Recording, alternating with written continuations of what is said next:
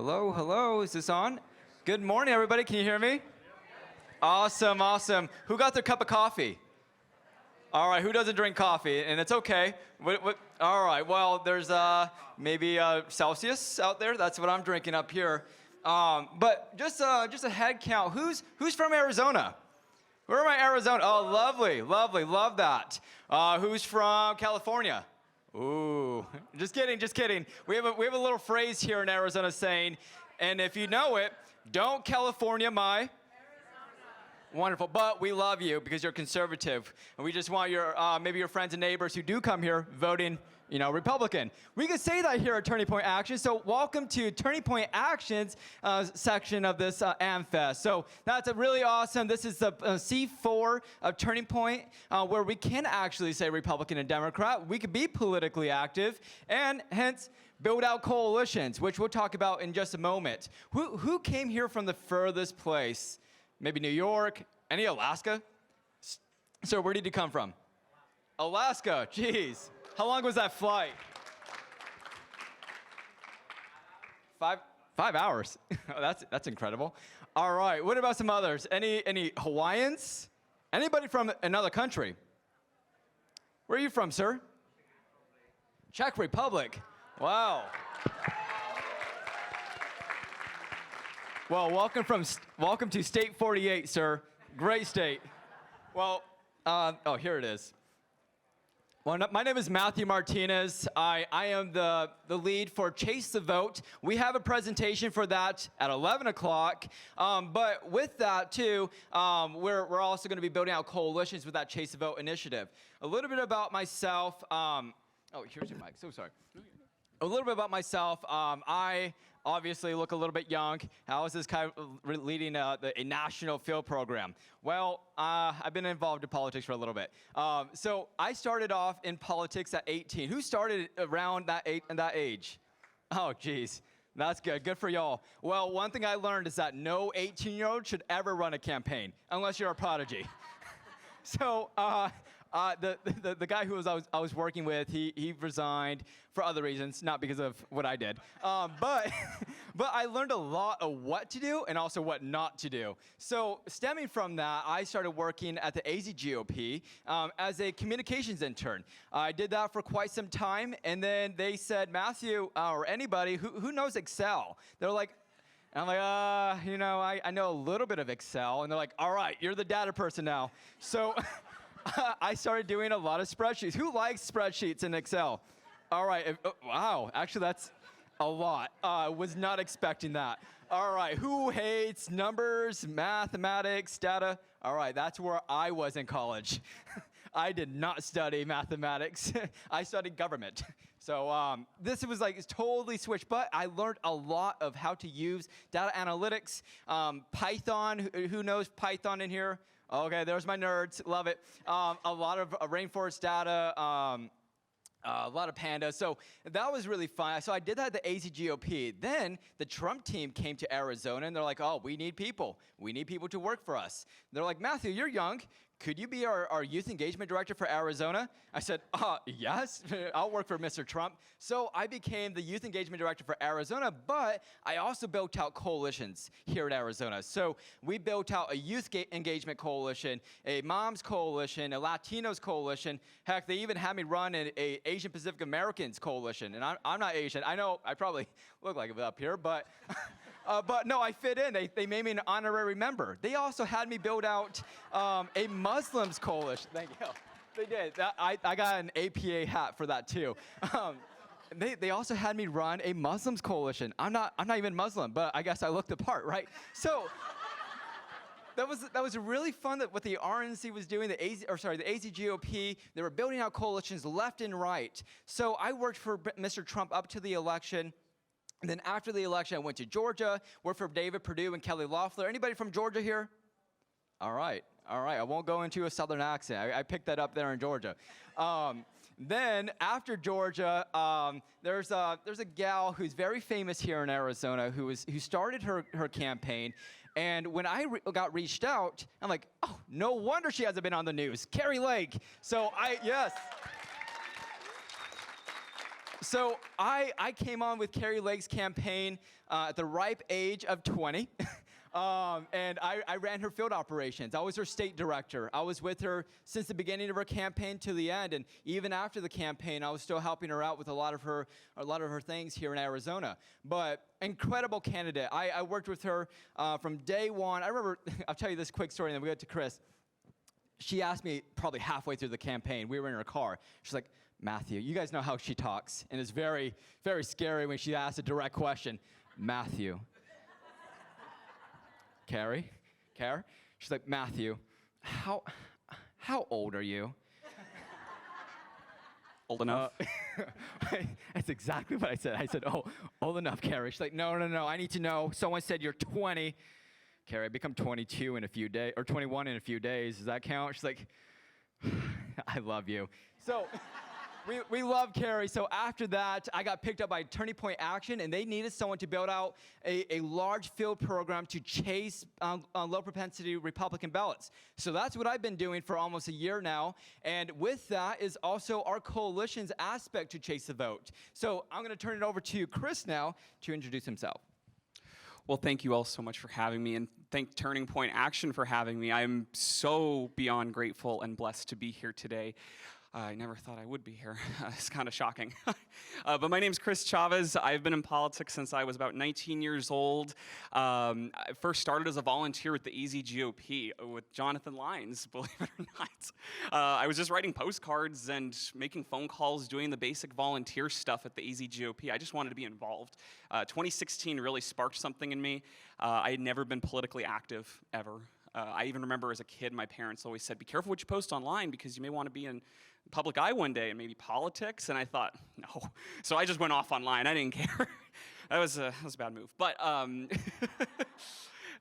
so be careful what you say. Internet is forever. Digital footprint is very real. So I volunteered with the AZ GOP. The 2016 election really sparked something in me that was like, I need to help save this country, and Donald Trump is the right person for that. In my opinion, I can't speak for Turning Point, but I believe Donald Trump is the right person for the job. So with that, in 2017, I saw an ad on Facebook to donate and win a meet and greet with Donald Trump in Phoenix, Arizona. And I was like, it's $3, it's no big deal, whatever. I'll donate, sure.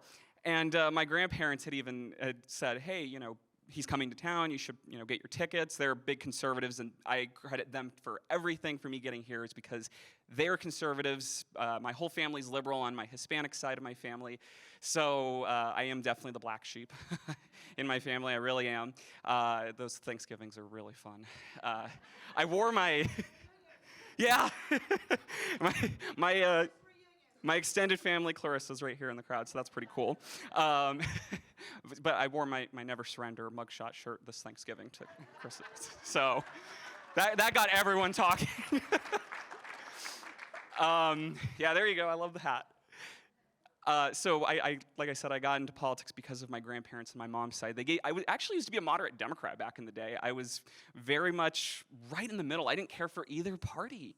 I was right there in the center, and I was like, eventually my grandparents gave me a litmus test and said, well, we're excited that you're 19, you're able to vote now. Who are you voting for? And I said, maybe Bernie Sanders. Oh, don't kill me. I just said it, maybe. We saved him, folks. Yeah, I promise I didn't vote for him, but I was eligible to vote. And I said, I don't know, anyone but Trump, I guess? I don't know, I don't really care. And they're like, oh, well, we actually like Trump. And I said, why? And I didn't fight them because I respect my grandparents. I love them to death. I would never fight them on their beliefs. We can argue about things, but we don't fight, So they gave me a political litmus test, and they said, well, where do you stand on the border? Do you want an open border or a closed border? You live in Arizona. I said, I prefer a closed one. They said, do you like keeping your guns? And I said, I love my guns. And they said, what about lower taxes? I said, I hate paying taxes. I hate giving the government money. They don't deserve it.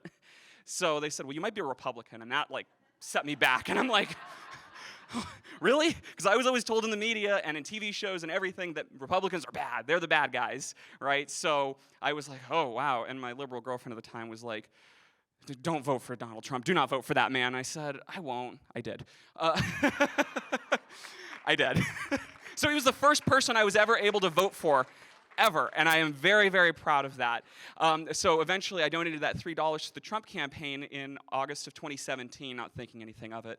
And I told my friends about it. I said, oh, I donated to Trump's campaign, never donated to a presidential campaign before. And they said, oh, that's great. Well, I didn't tell them how much I donated. A few days later, I get a phone call from some guy named Kevin at the RNC, and he goes, hey, my name's Kevin with the RNC. Just want to let you know you won the meet and greet with President Trump in Phoenix. And I said, okay, which one of my friends is this? Because I told them that I donated to President Trump. And so I said, Aaron, is this you? I said, Aaron, get off the phone. And he's like, no, this is Kevin with the RNC. I'm like, how much did I donate, Kevin, and what card number? And he's like, you donated $3 with 7287. I was like, oh, that's real. Okay. And because he was asking for my social security number, so I was like, oh, well. So I was able to get a meet and greet with President Trump. My father, who's been a big Trump supporter since the 1980s, has an OG copy of Art of the Deal. He gets home and I said, what are you doing Friday? And he's like, working. And I said, well, you're going to go meet the President of the United States. And he's like, get the F out. And I was like, no, you really are. Cancel work. So we ended up meeting President Trump in 2017 when he pardoned Sheriff Joe Arpaio here. And this building actually is where I met him. So it was once in a lifetime experience that I'll never forget.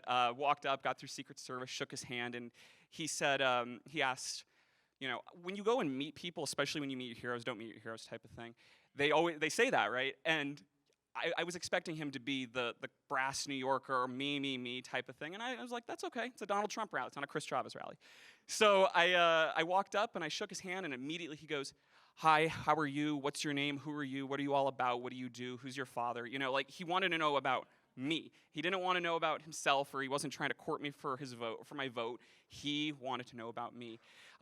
So that's, after I met Donald Trump, to make a long story short, that really sparked something in me, a real fire that I was just so passionate about. And I said, you know what, I need to get more involved. So thankfully, I was able to, after volunteering with the Easy GOP and meeting President Trump, I ended up getting a job, total dumb luck, working as a field organizer for President Trump in 2020. Yeah, so I started on Valentine's Day of 2020, right before COVID.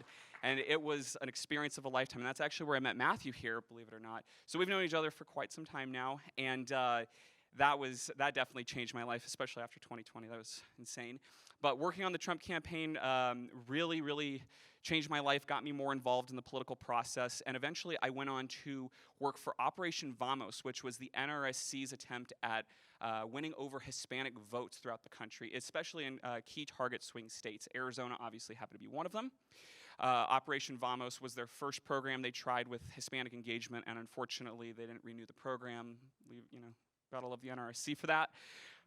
Because we ended up, I just want to kind of segue into this, with coalitions, because this was kind of one of the first things that the Republican Party tried to do with coalitions that was serious. We had Latinos for Trump back in 2016 and 2020, but the biggest problem that we were having is there weren't actually Latinos that were part of it. It was mostly white people, being the chairs of the organization or all coming to the events. We didn't have Hispanics. So Operation Vamos was the first attempt at that. And that was really exciting for me. I was able to be the state director for the NRSC's program, and I oversaw 5 other people. I accredit them to all the success that we had in 2022 as far as getting the vote out for Hispanics and engaging with Hispanics. We used to go to people's doors, and they'd never seen a Republican before. They were shocked. They really had never seen one. I had people, we'd walk up to them and start speaking to them. They didn't speak English. So we'd speak to them in Spanish and talk about the Republican Party and talk about conservatism in general, and they were like, oh, I'm a Democrat. I only vote Democrat. But you should see in their eyes, they were just Republican at my door. Wow, that's weird. So we wanted to focus on getting the Hispanics out. Our goal to shoot for, we were shooting for 30% because that's what President Trump got. We wanted to get the Senate candidate to at least 35%, whoever that nominee was. We started in May. Primary was in August, right? Yeah. And so we were shooting for 35%, just 5% above President Trump, and we ended up getting Blake Masters 40% of the Hispanic vote. So I'm very, very proud of my team for that. They're unfortunately not here to celebrate, but I accredit them for everything.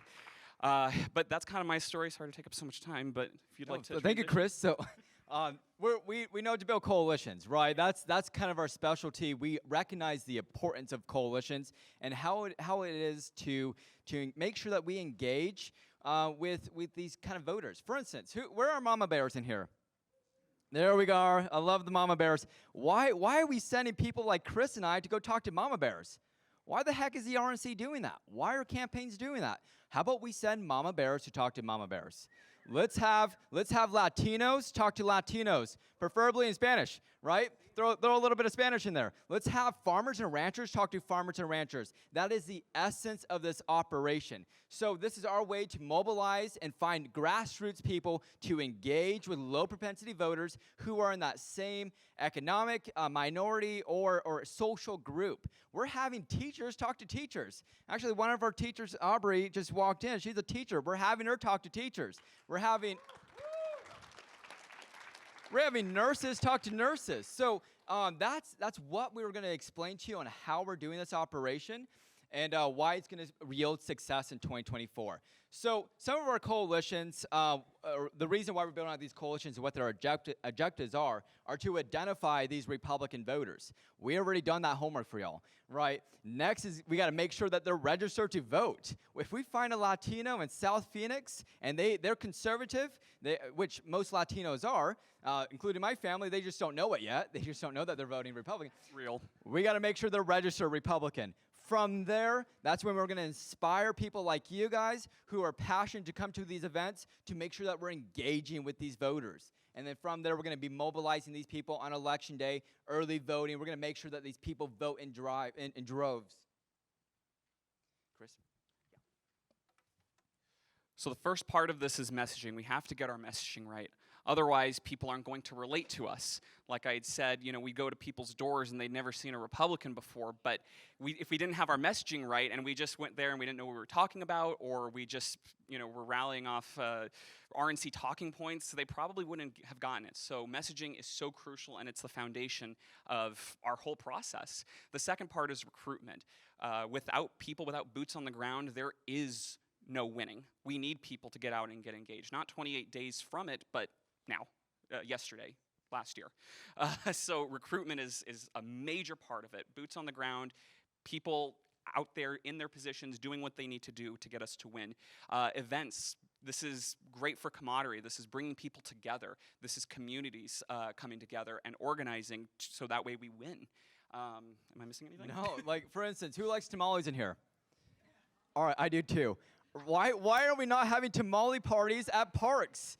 Getting the community involved. If we know that there's a huge group of low propensity Republicans in an area, why aren't we having tamale parties to engage with Latinos there? Let's have barbecues. Let's have bounce houses at parks. We're so tired of the RNC way, and I used to work with them, probably won't again, but who's actually knocked on doors in here? I love you so very much. Thank you. But you guys know the script. What's the number one issue facing Arizona today? What? Are we engaging? How is that building relationships? This whole program is to build relationships. We want to knock on the door and say, hey, next weekend we're having a tamale party at the park. Be there, be square. Come with an empty stomach. We're going to feed you up. Bam. Register them to vote. Make sure that they're engaged. Hear our message. Because when we build these relationships with these voters, through messaging, through recruitment, through our events, that is, ideally, they're the ones who come to you and say, Chris, I came to your tamale party. I got my ballot yesterday. I have no idea who's on this ballot. Can you help me out? I heard that you're the guy with the knows about politics. Bam. We just got to vote there. That's the whole point of this initiative. One of the biggest parts of that is being neighborly. These are people that are within your communities. These are people you want to be engaging with, beyond the political sphere. You want to talk to them and be like, hey, how are your kids doing? How's your family doing? Those are the types of things. You don't start conversations with politics, right? Those are divisive things. They say don't talk politics and religion at dinner. So why would you want to go talk to your neighbor who you barely speak to anyways? So one of our things that we really want to talk about is being neighborly. Yes, sir. So I'm going to go over some history with coalitions. So like what Chris and I worked with in 2020, the Trump campaign, we saw the Trump campaign build out a Women's for Trump, a Latinos for Trump.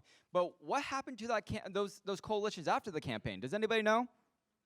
They went away. Dissolved. The heck. All right. But then The Glenn Youngkin campaign recognized something. They saw that coalitions do work. They implemented coalitions to their campaign. They built out a parents' coalition. Who remembers that? Remember the Democrat candidate saying, "Oh, parents shouldn't have a choice in education"? Whoa. So the Glenn Young campaign recognized that this is an opportunity. Let's build a parents' coalition, rally parents together, and let them know that they have every right to their children's education. And they built that coalition, and Glenn Youngkin had success. And then last cycle, we had Carrie Lake's campaign. Just like what Chris said, we had a surge of Latinos across Arizona and made sure that they dropped off their ballot. A lot of Latinos get their ballot early. They just don't know who's on the ballot. They just need someone in their community to let them know who the people are. Who voted in Arizona last year?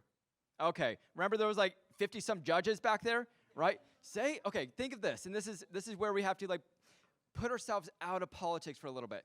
You guys are not that crowd because you come to these kind of events. But say you're an apolitical voter, you vote Republican, but you got your ballot right in front of you, and you have 80-some choices on there. Are you going to fill that out? Probably not, right? But what if you have someone in your community who just says, "Hey, you know what? Those judges, stand by. Don't really worry about that. But what we need to do is make sure that we fill out those top 5 candidates of Senate, governor, Congress, all the ways down, legislature, and just drop it off. Let's get that in immediately." That is what these coalitions are doing. And that's what these campaigns did last cycle. So there's 3 different types of coalitions. The first one's cultural. The second one is issue-based, and the third one is religious-based. These are things that people, I'm so glad you're all taking photos. That's great. Keep taking photos of all our slides if you want. Please, by all means. Each of our coalitions that we've put together, and you'll see in the next slide with our phases, are based upon these 3 different topics. These are things that people engage with. We started with the easiest ones, right? Moms Coalition, that's the key one. And all the states that we have, Moms is the top one. So we're going to be working with the Moms Coalition a lot. But these are, culturally, we want to make sure that we're talking to all these people first. These are the low-hanging fruit. These are the voters that we know we can talk to, and we're going to be getting them very fast. The second is issue. It's a little bit harder to get through just because there's more, politics and religion. As you can see, we have our pro-life coalition up there. We have a lot of churches, for example, that are afraid of getting involved in politics, but we want people to get involved in politics in their church. Can you imagine if every church in this country was actively involved in conservative politics? We'd win. We'd win every single election. The problem is they're too afraid to get involved because they're afraid of the IRS. It's death and taxes, So, but what we're offering is so much different than the RNC, and I'll let you talk a little bit about poor stuff. We're doing a lot of different things than the RNC, and I'll let Matthew talk about that actually. Yeah, let's go to our phases here. Yeah. So our phases, the first phase that we're focusing on is phase 1, moms, Latinos, Black Americans, farmers and ranchers, faith coalition, educators, and healthcare workers. Again, these are some of the, please by all means take your pictures. These are some of the most important coalitions that we've recognized based on data. My good friend and colleague Ben Larrabee, I hope, is he not in the room? No? Well, Ben, I was giving him a shout out. Ben and Matthew both have been working tirelessly on identifying these people in each of these phases and figuring out who's the most important ones to talk to. So over the next, 11 months, 10 months, we're going to be talking to every single one of these groups, getting them activated, getting them organized, and getting them out to the polls and voting. There we go. All right, I'm going to geek out a little bit here. So this is what Chris was talking about Ben and I doing the data for this. And this is what I alluded to when I worked at the AZGOP. So I broke down, and Ben, every precinct in every state. Does anybody know what precincts are here? It's the smallest level of political districts in a state. We broke down every precinct. We broke our computers like 50,000 times at our computers or at our office. Just 10 states alone. So the battleground states, there's about maybe under 50,000 precincts, and we've memorized a lot of those. And we did an analysis on all those. We know how many Republican Latinos are in every precinct, every Republican woman, people with household, or children at households, educators, farmers and ranchers. We broke that down. But now what we're going to be doing is seeing which ones are low propensity. So what that means, it's a political term meaning that they sometimes vote. These are people who are chronically disengaged. These are people who didn't just get a flat tire last cycle and just didn't vote. These are people who receive their ballot and actively forget about it. Right? These are people who left it on their account. Who knows some people who got their ballot and just left it and didn't vote? All right, those are the people who we're talking to this next cycle. Those are the people who are red meat Republicans who are pissed off about what's going on in America, but just forget. Keep in mind, we're the interesting ones who think about politics all the time. The people that we're going to be engaging with are not thinking about politics. They're Republican, but they're not thinking about who I'm going to be voting for, when I'm going to drop off my ballot. That is who we're going to be chasing, and we're breaking it down territory by territory in every state to find these coalitions. Here it is for Wisconsin too. This is our breakdown for Wisconsin, also for Georgia. We know exactly which precincts, which counties are best for each coalition. For instance, where are Arizona people? Okay, so Latinos coalition would be great in South Phoenix, but why might that be a challenge? A lot of people in South Phoenix are not Republican. These Latinos are not Republicans. So what we're doing is finding out where these low propensity Republicans are and then seeing which coalitions are best for those districts. That's our strategy, and that's who we're going to engage this next cycle. So again, this is more of a breakdown. We're naming districts and then figuring out which precincts are best for each coalition. So this is what our coalitions are going to be using. We're going to figure out which coalitions we're going to be engaging in for different precincts across the state. Oh, so sorry. Here, let's see. Don't worry. There's a QR code that most of you already received. A lot of this information will be given to you through that QR code. And then we also have our structure. So we're building these coalitions out like county boards. We recognize this is the best way to organize. So I'm going to let Chris talk about these coalition organizations. So like Matthew had said, we're building them out like our county boards. It's the best way to keep everything close together. That way there's a little bit more organized chaos than just regular chaos. So the first one we have our chair and our co-chair. The reason we chose a chair and a co-chair is in case the chair moves or resigns or doesn't want to be a part of the process anymore, the co-chair can just step in and fulfill the role. There's no line of succession necessarily with your vice moving up. It is, you have a chair and a co-chair at all times. That way there is no vacancy and there's chaos and infighting and all that stuff because the RNC is famous for that. So we wanted to make sure that there was a clear, streamlined path to where everyone was able to give their input and organize these coalitions properly. Would you like to and I also want to shout out someone who's here. We have our chairwoman for our Moms Coalition here in Arizona. Cynthia, could you just stand up? Yeah. This is purely a grassroots movement. We're finding mama bears who are just fired up, and we're getting them plugged in, and she's leading the charge for our women, moms here in Arizona. So if you do want to start a chapter with us, this is where you get involved. Sign up with that QR code, and we'll get you plugged in your states. Here's some more of our documents. This is a lot of boring stuff, but Chris, if you just want to briefly just go through this real fast. Sure. So there's always going to be executive board meetings, again, so that way everyone's on the same page and there is no left hand talking to the right hand type of thing. Pretty self-explanatory. Events and functions. We've identified, these are just examples, but we've identified places and locations that you can go and meet some of these people. Coffee shops, I'm looking at these PTA meetings. That'd be great for educators. These are places that Democrats are going. They've known a lot of these things for years, and we're just now getting onto it. I think we're a little behind here. Another one is a Bible study. That's great for our faith coalition. Bible studies, again, it's another one. It's another one with our faith leaders out in our communities that are still, they're too afraid to get involved. But one thing that we're offering with our faith leaders is we're offering a complimentary 501c4.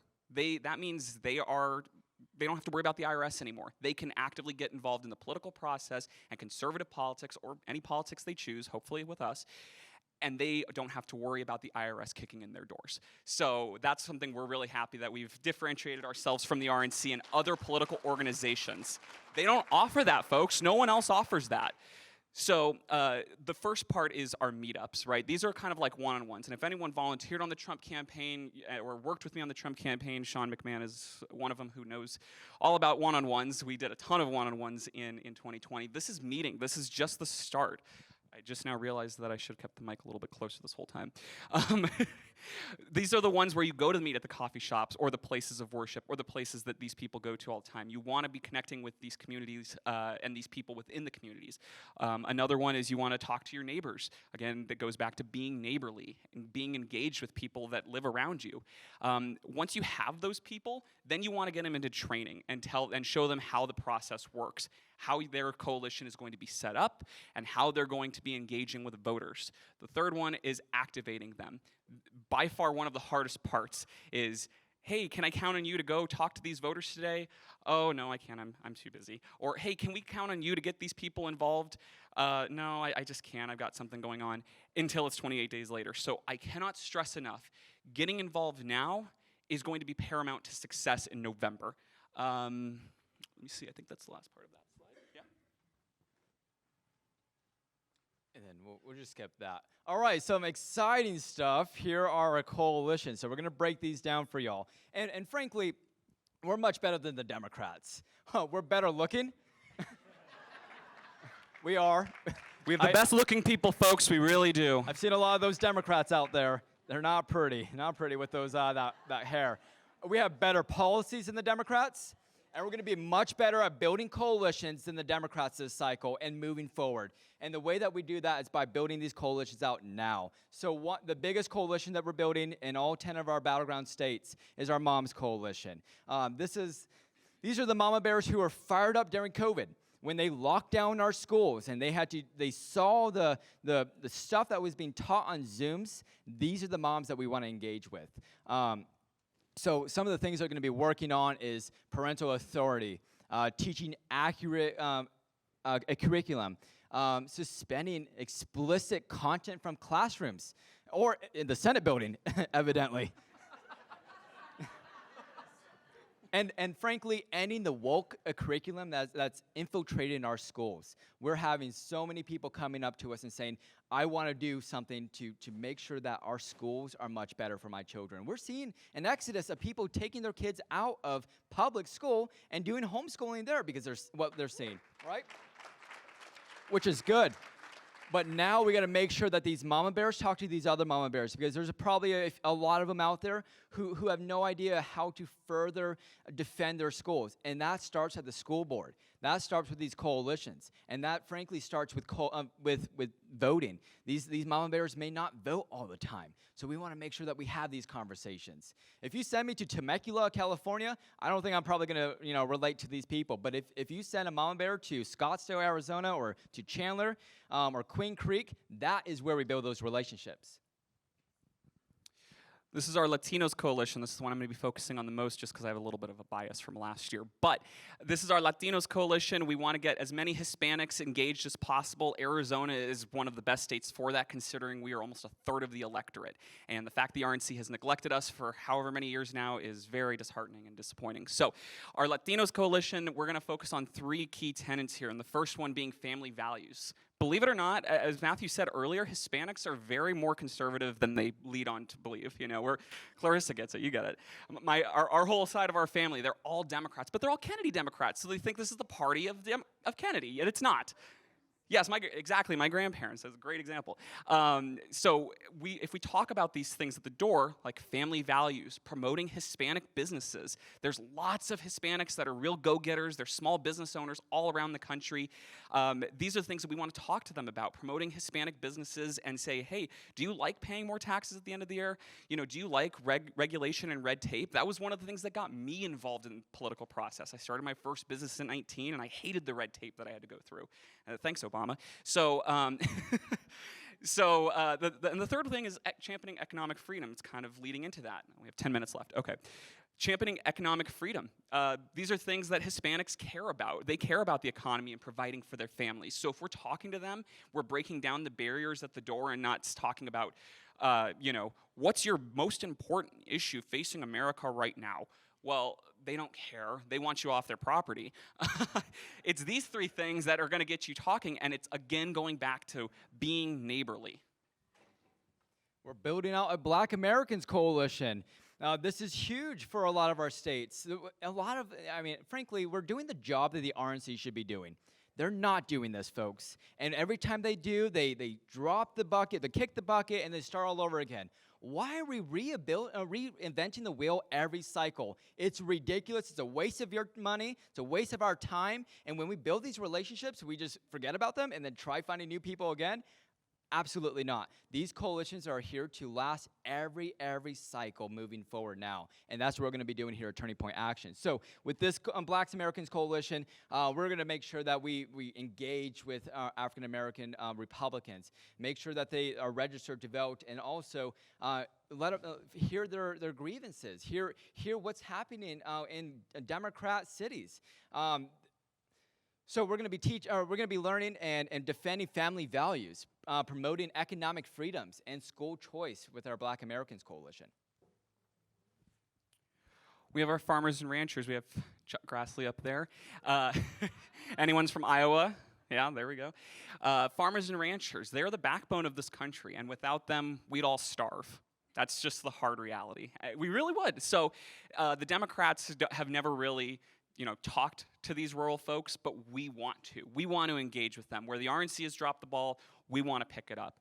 Do you want to go to the next slide real quick? Yes, sir. We've identified key voters in all of our swing states that we're going to be focusing on.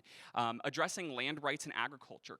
Farmers and ranchers and people in rural communities are very conservative. It's, again, like Matthew had said, getting them out to the polls and taking their ballot and dropping it off, or actually going and physically voting in person. It's hard to get these people to go and vote because a lot of them also live way out in the middle of nowhere. So addressing land rights and agriculture, these are things, specifically policy, that they want to hear about from conservatives. The other thing is tackling water issues. That's a huge thing here in Arizona, is water. We are going to become the next California if we don't do something about it. We're conservatives, right? We want to conserve our water. Combating foreign acquisition of American farmland. I know he's not a foreigner, but Bill Gates owns the most farmland in America, and that's horrible. And next to him is the CCP. So we want to, these farmers they actually care about their farmland, their homestead, and they want to make sure that they're not being taken over by a hostile foreign power. Addressing land rights and agriculture, again, I think is that the same thing? We have that? I guess it is. Our Educators Coalition, where's Aubrey again? There she is. So this is our way to empower our teachers at their school. We're finding professors, teachers, elementary school to a high school, who are engaged, who want to defend their classrooms, but they're afraid to speak up. This is the venue for them. We're giving them a platform to speak up and to defend their students in their classrooms. So they're gonna defend school choice, making sure that if you want to have your kids at home and you want to teach them the right curriculum, you can do that. Any woke curriculum. And then also making sure that we protect free speech on our campuses. Who are some of our college students in here? All right, do you guys go to liberal schools? I'm guessing they probably don't protect your freedom of speech. I see that guy, he got excited for that. All right, this coalition is to make sure that professors get in and get plugged in, so we can make sure that we have a coalition of people at our colleges defending our freedom of speech, and that these professors can work together to have an environment for people like you. We're probably running short on time, Yeah, so we'll try to run through these pretty quickly. I can't read that. I'm so sorry. 5 minutes. 5 minutes? Yeah. Okay. So do you want to? So yeah, I want to really emphasize our faith coalition. Last cycle, we had about 50% of members of faith who didn't vote. Yeah, 50% of people who go to church did not cast their ballot last cycle. What pastors? I don't know if there's any pastors in this room, but thank you. I went to a pastor's conference in San Diego, and I asked the crowd, who had 100% of their congregation turn out to vote last cycle? Maybe one hand rose. Guys, these people are Republican. A lot of them are. And the left likes to say this. They say, "Oh, what about the separation of church and state?" They use that as a cudgel they wield it as a cudgel to deter people like pastors from faith members to enact in their in voting. We want to make sure that's protected. And frankly, a church can have voter registrations at their venue, but a lot of churches don't know that, or they're apprehensive to do that. So we want to make it abundantly easy and also abundantly protectable by formulating or helping churches make complementary 501c4s. If they were able to do that, they could have their venue for events. They could have voter registration drives at their churches. They could have drop boxes at their churches. People, we just got to make it easier for members of faith to just drop off their ballot and just vote. Why are they just keeping their ballot on their kitchen counter? Let's open up our churches, allow our members of faith to just enact in voting. And if you are a pastor, please talk to us afterwards. We want to make sure that you get plugged in with this. Will we have time for Q&A? Yes. Okay. And then lastly, our healthcare workers. Where are our healthcare workers in here? Love it, love it. What did they do to you during COVID? Ridiculous. Ridiculous. This is the coalition for you then. We want to make sure that we get healthcare workers plugged in. A lot of them are low propensity voters, and they just don't know how to vote in their beliefs. This is the place for you. So that's it. Thank you very much, guys. And we're going to just open up for a few questions. How much time do we have? 4 minutes. 4 minutes. Questions? Anyone have any questions? Yeah? Most churches, as we know, are 501c3s. Correct. That's how they have their tax-exempt status. Yes. They're not going to be willing to give up that because the 501c4 is not a tax-exempt. That's a great question. So that's why we're going to help churches create complementary 501c4s. So a church here in Arizona, Dream City Church, you guys probably heard of that. They have a lot of events at their church. They open up their church as a venue. They rent it out as a venue, and that's through their complementary 501c4. So churches can do that. And I got to talk to you a little bit more later about the legalistics, but we're going to have a team of lawyers helping churches make these complementary 501c4s. It's totally legal.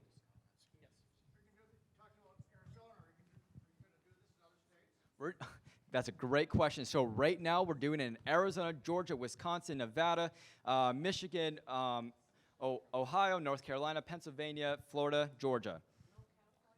No, so we're only focused on the 10 battleground states right now. We just started. Believe me, we want to have this everywhere, right? But we gotta start with little tasks and then grow up from there. Yes, in the Trump hat.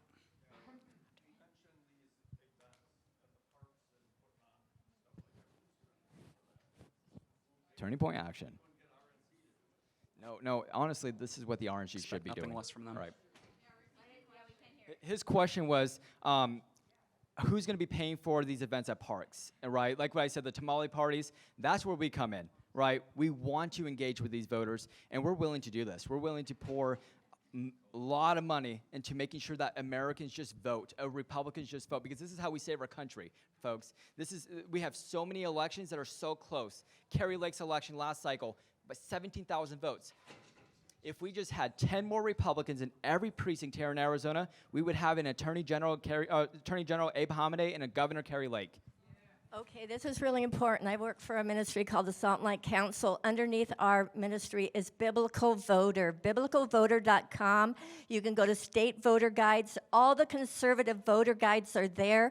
We sell this booklet right here. It'll explain and it'll show you the difference, the contrast between the party platforms and how the Democrat Party took God out 10 years ago. It mentions God 15 and that Muslim once, and it mentions the Democrat God once and Muslim 8 times. And this book is amazing. We have a biblical voter registration drive at my church, and we have a BYOB, and that's old behavior, bring your own beer. No, it's bring your own ballot. Bring your own ballot. And so all and the judges are vetted. And if you have a voter guide you want put on here that's conservative, all states is right here, biblicalvoter.com. All right, thank you very We much. don't get anything from it. We just want to be a landing page. No, we want to work with you. One more question. You want to pick up? All right. One more question. Way in the back over there. Yeah. So the future of getting voters, right? Is the future focused on more on social issues, more on So like, in order to get future voters more engaged, is the motive to focus more on social issues or more on economic issues? I'd say it depends, but is it too much to ask for both? Well, we're going to engage with everybody, but you said something really interesting. Converting voters to become activists. Those are what we call 4x4 voters. Those are people who vote religiously every cycle. If you're voting every cycle, every election, every time you get your ballot and you fill it out completely, why aren't you an activist? We got to get those people to become activists, and whatever we need to do to talk to them, let them know, plug them in with the coalition, that's what we're going to do to make sure these people help us out. Real quick, I want to get a selfie with everyone up here. This is a big crowd. I would love to get a selfie for Twitter, you know? Get in on this, Matthew. If I can zoom out here. All right. Sorry, y'all. All right, y'all, smile. Awesome. Perfect. Thank you Thank all you all so pretty much. Really appreciate it, and we'll be seeing you very, very soon with our coalitions.